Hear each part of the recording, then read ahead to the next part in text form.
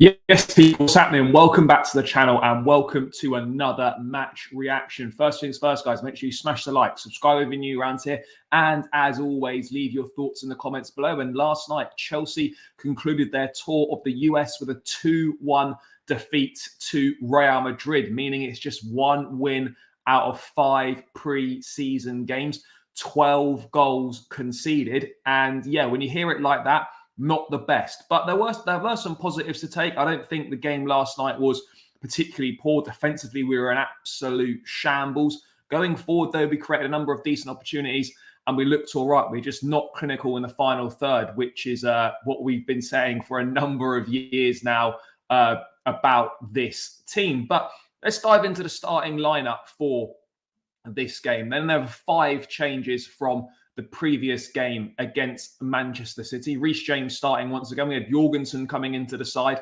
Obviously, Guiu was back in as well. Raheem Sterling starting. Caicedo dropping to the bench. But a back four of James, Badiashile, Colwell and Malo Gusto. Midfield of Lavia deepest player, then Enzo and Nkunku more attacking, with Sterling and Madueke down the wings and Guiu through the centre.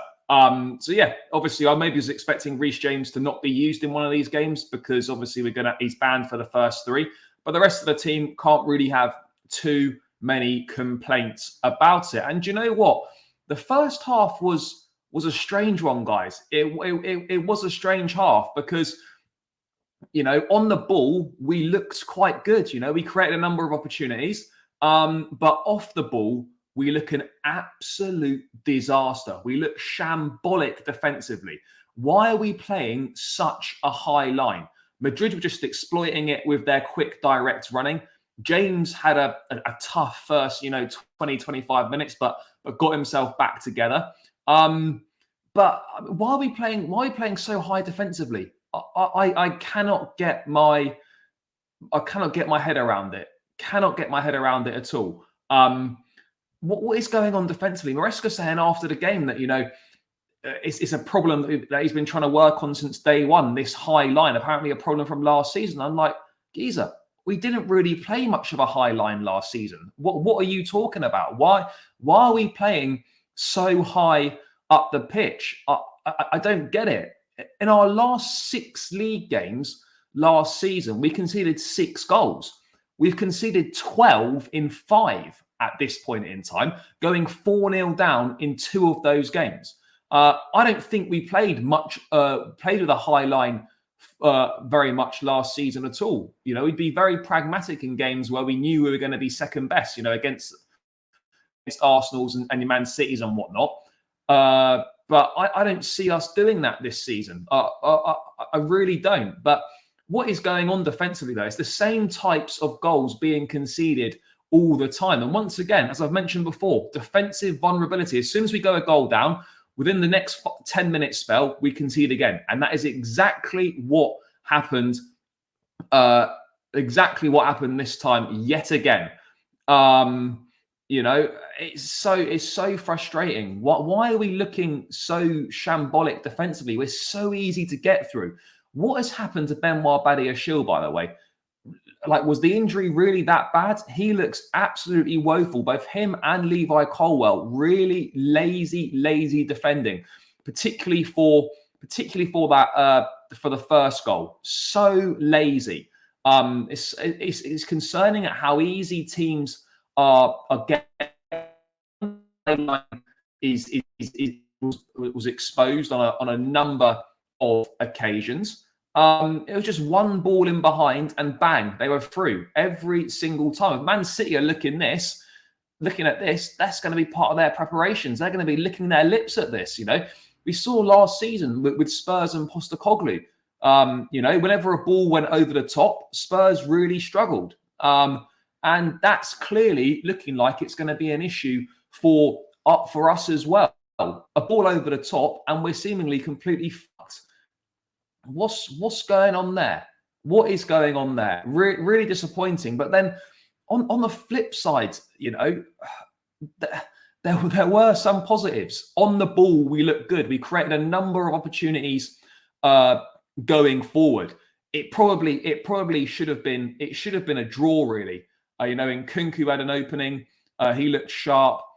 Sterling had a number of opportunities, and Guiu squandered a good opening as well. So we are creating opportunities, which is a plus for sure.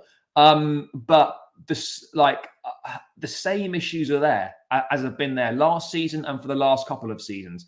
We can't defend, and we are making too many individual errors at the back as well. And that is not a good combination. And Maresca himself saying afterwards, if you want to compete, if you want to win games, you've got to defend in the right way. And there is so much work to do defensively.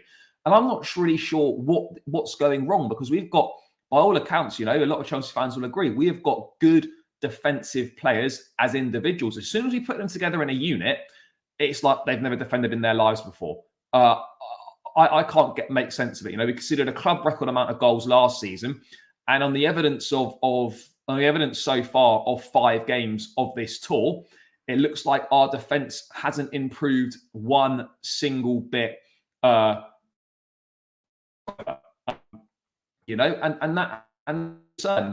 as I said, Sterling and Nkunku, Guiu, all had good opportunities. The game probably should have been a draw.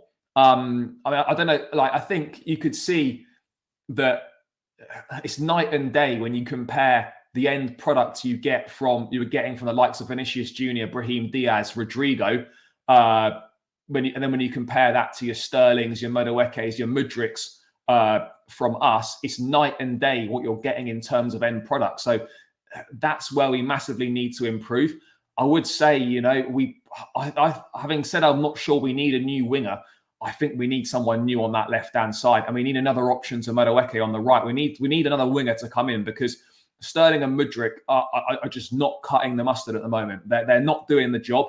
Madueke, good goal, took it well, nice header, but again, he's frustrating, mixed bag. He looks bright and he took the goal well, but it's just a mixed bag from him as well. So I actually really do think that we need to bring a wide player in between now and the window going. And we do need a striker. It looks like it's going to be Omorodion coming in. I'm not really sure, we need a striker for 18 months. Is signing an unproven 20-year-old really the answer to our problems? I think not, but let's give him a chance and see what happens. But yeah, big frustrations, big frustrations of just Sterling and Mudryk, doing good stuff, and then the easy part, just messing it up. And that kind of sums up their Chelsea careers to date. I mean, from the tour as an overall, I'd probably say that your likes of your Lavias, Madueke, Nkunku, Gusto, they're probably the big winners. I'd say the likes of Badiashile, Sterling, Mudryk, etc., probably the biggest frustrations / disappointments from the tour so far. But what I would say in terms of the game, it is impossible really to sort of get any meaningful conclusions from that game after around the hour mark, because all the subs just killed the tempo of the game. But I suppose, at least from a positive, right? We know what the obvious issues are, and then on the flip side, the good stuff is really positive and obvious to see as well. But how is Maresca going to rectify that? He says the right things. We're going to work on it. He wants the defensive line to be 4 or 5 meters deeper. I get that, but how are you going to do that? And how are these players planning on adapting to it? It just makes more of a mockery of the decision to leave Trevor Chalobah at home and out of this squad when you see how badly we're consistently defending over 4 of the 5 games. Defended okay against Club America, kept a clean sheet, but the rest of the games we were a defensive shambles, and this was another continuation of that. It's okay. I don't want people to come in the comments like, I know they were like, it's pre-season, it doesn't matter, they're meaningless games. I understand that to a degree, and it's not about the results. Performances are what we look for, and not results in pre-season. We're not looking at a correlation of a previous pre-season results to compare them to current performances. It's okay, guys, to say there's a lot of work to do after these 5 games, especially defensively. They're not meaningless games. Otherwise, what would be the point in even playing them? But what I do think, though, it really highlights is that these US tours need to be scrapped, or they need to be every other year.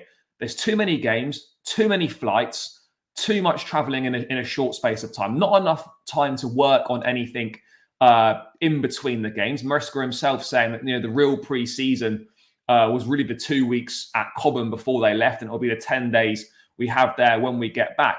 I mean, is it any coincidence that actually I was looking, the last time we won the Premier League title, we did a pre-season in Europe. I'm not saying they're going to win the league anytime soon, but I think there's something to be said for all this travelling before the season starts. I just don't think it's helpful or conducive to a good season, personally. But yeah, I think the tours need to be scrapped. But look, I think overall, watching that tour, from seeing what we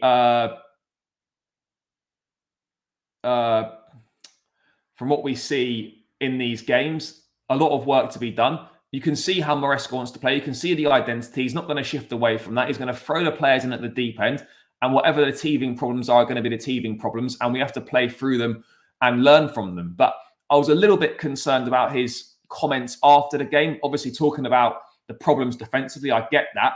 But then saying it's from last year and years ago, a bit of a red flag for me, because he's trying to push accountability away. None of the defenders that have played have been here for the last 2 years, apart from James. James is the only defender that's been here for 2 years. So we can't be blaming the defensive issues on a year or 2 years ago, because none of those, James is the only one that was here a couple of years ago. So yeah, I'm not particularly pleased to see that trying to, shift responsibility onto previous years when the defense is completely different. But I think basically that Real Madrid game essentially summed up Chelsea to a T. Summed them up to a T. Can't defend well. Same defensive issues. Look good going forward, but don't take our opportunities. With Sterling and Mudryk just being frustrating, doing the good stuff, doing the hard stuff, but then not being able to do the easy bit. Lazy individual defending from the likes of Badiashile and Colwell. But then going forward, we look good and we create opportunities. And so I'm not worried about this team going forward. We've got Nicholas Jackson and Cole Palmer to come back into it. That's nearly 40 goals to come back into this team from last season. But defensively, where the issue's at, and against Inter Milan, there's got to be an improvement defensively. I'm not sure I like Malagusto playing at left back, get him playing at right back. I'm surprised that we haven't seen Renato Vega trying to invert from that left-hand side, because it's clear that he doesn't fancy Ben Chilwell. So why has Vega not been given a go? Cucurella, I think, will go straight into the team and will invert from that left side. Gusto on the right. And for me personally, defensively, just fix up, guys. What are we playing at here? But yeah, it was just an all too familiar story in this game. Like that you could sum Chelsea up with for the last couple of years. The synopsis: create opportunities, don't take them, defensively vulnerable, concede poor goals. That's basically the cycle that we're in right now. But guys, that is my thoughts on that Real Madrid game. Let me know your thoughts in the comments below. Smash the like, subscribe, all that good stuff. And I'll catch you again in another one soon. Up the Chelsea, and peace out.